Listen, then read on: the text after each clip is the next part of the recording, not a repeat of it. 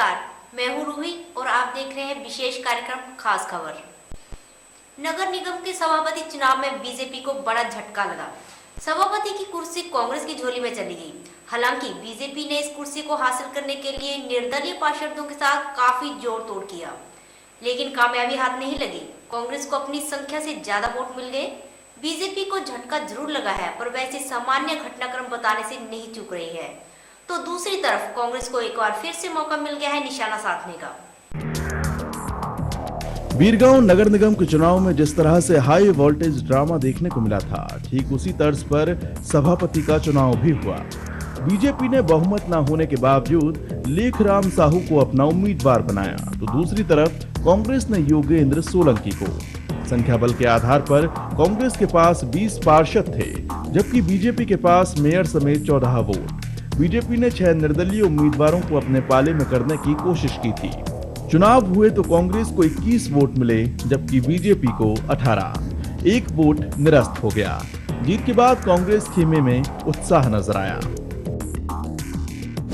जोड़ तोड़ करने के लिए तो बहुत प्रयास की, लेकिन वो कर नहीं पाई। और मैं तो अपने पार्षदों को धन्यवाद दूंगा, उनको कई प्रकार का प्रलोभन दिया गया, उसके बाद भी कांग्रेस के एक भी पार्षद इधर से उधर नहीं हुए। हम लोग जीत के आए, इसका प्रतीक है कि हम लोगों को ये लोग पैसा क्या, सोना चांदी जो भी लाएंगे तो भी निकाल। बीजेपी को इस हार के बाद झटका जरूर लगा है, लेकिन पार्टी नेता जता रहे हैं कि ये सामान्य प्रक्रिया है। बीजेपी अब ये भी कह रही है कि प्राथमिकता चुनाव को भूलकर विकास कार्यों पर ध्यान देने की है। पार्षदों पर विश्वास था, 13 के 13 पार्षदों ने हमको मतदान किया है। 5 अतिरिक्त वोट मिले हैं। ये मुझे ऐसा लगता है कि भारतीय जनता पार्टी और हमारी जो महापौर अंबिका यदू जी है, उनके प्रति अतिरिक्त पार्षदों ने विश्वास दिखाया है, और इसी विश्वास के आधार पर बीरगांव नगर निगम आने वाले 5 सालों में विकास के नए आयाम स्थापित करेगा। और हम विपक्ष के साथ में, सभापति के साथ में मिलकर सभी एमआईसी का गठन करके सभी को एक साथ लेकर इस बीरगांव के विकास में नया काम करेंगे। सभापति चुनाव के बाद नगर निगम में अजीब हालात बन गए हैं। बीजेपी का मेयर है तो बहुमत कांग्रेस को मिला है, और अब सभापति भी कांग्रेस का ही चुना गया है। यानी सामान्य परिषद की बैठक में टकराव देखने को मिल सकता है। वेबसाइट परीक्षा मंडल का नाम बदलकर प्रोफेशनल एग्जामिनेशन बोर्ड कर दिया गया है। ऐसा इसलिए किया गया क्योंकि घोटाले के कारण व्यापम का नाम बदनाम हो चुका था। नाम तो बदला है, पर क्या काम भी बदला है? इस पर संदेह गहरा गया है, क्योंकि वर्ण आरक्षण परीक्षा पर जो धांधली के आरोप लगे हैं, उनसे व्यापम एक बार फिर से सुर्खियों में आ गया है। सतना जिले के अमरपाटन के रहने वाले घनश्याम प्रजापति ने पिछले साल वन आरक्षक भर्ती परीक्षा दी थी। 30 जनवरी को व्यापम यानी प्रोफेशनल एग्जामिनेशन बोर्ड ने इसका रिजल्ट घोषित किया। हजारों छात्रों की तरह घनश्याम ने भी इंटरनेट पर रिजल्ट देखा। उस वक्त ये देखकर वो खुश हो गया कि उसका चयन हुआ है, मगर 2 फरवरी को जब एक बार फिर घनश्याम ने रिजल्ट देखा तो उसके होश फाख्ता हो गए, क्योंकि जो प्रिंट आउट उसने निकाला उसमें उसे अयोग्य घोषित कर दिया गया। मैंने पहले पेपर दिए थे वन रक्षक का, जिसमें रिजल्ट आया परसों शाम को, जिससे हमने कल देखा तो समथिंग 4 बजे करीब तो क्वालिफाइड थे हम सेकेंड स्टेज के लिए, लेकिन आज देख रहे हैं तो नॉट क्वालिफाइड बता रहा। ये कैसा मजाक है हम लोगों के साथ? ये छात्रों के साथ बहुत ज़्यादा जातीजी कर रहे हैं और बहुत ज़्यादा ये घोटाला हो रहा है। इस संबंध में व्यापम में आपने बात की कहीं? नहीं। तो क्या करेंगे अब आगे की तरफ? अब हम न्यायालय के सामने जाएंगे और ये रखेंगे कि ये हमारे साथ ऐसा क्यों हो रहा है।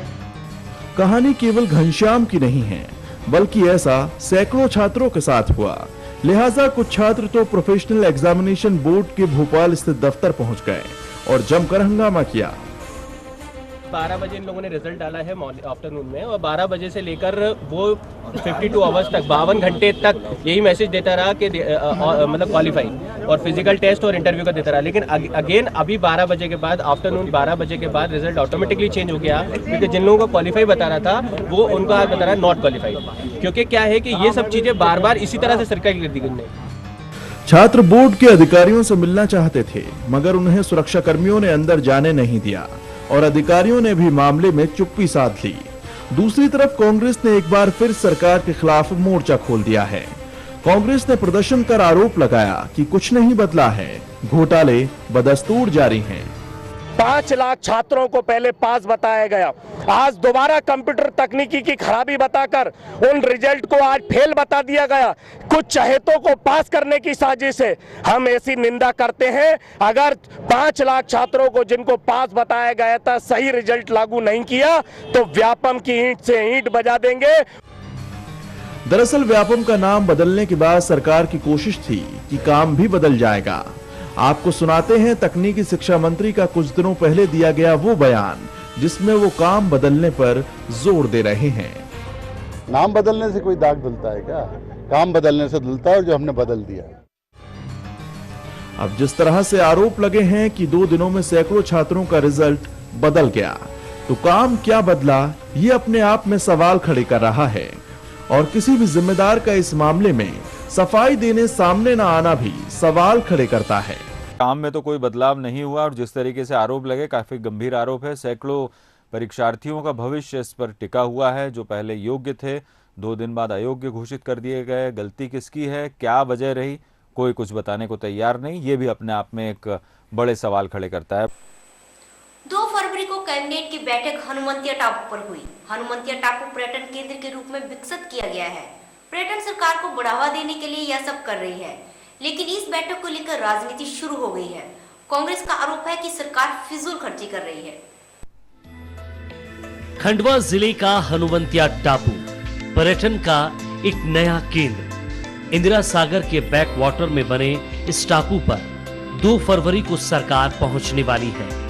दरअसल यहां कैबिनेट की बैठक होनी है, जिसके लिए तैयारियां जोरों पर हैं। कैबिनेट बैठक के साथ साथ यहां पहुंचने का मकसद पर्यटन को बढ़ावा देना है। टूरिज्म के ऊपर हमको बात करनी थी, तो हमने कहा कि कैबिनेट वहीं हो। 2 फायदे उससे होंगे। एक तो हनुमंतिया टापू हमारे पर्यटक स्थल के रूप में उसकी चर्चा इतनी होगी कि लोग वहां जाना शुरू कर देंगे, तो हमको मार्केटिंग भी करनी थी। दूसरे टूरिज्म पर अगर बात हो तो वल्लभ भवन के बजाय लगा के अगर वहां जाके किसी पर्यटक स्थल पर करेंगे तो ज्यादा उपयोगी होगी। इसलिए पर्यटन के संबंध में, पर्यटन के विकास के संबंध में हम लोग चर्चा करेंगे।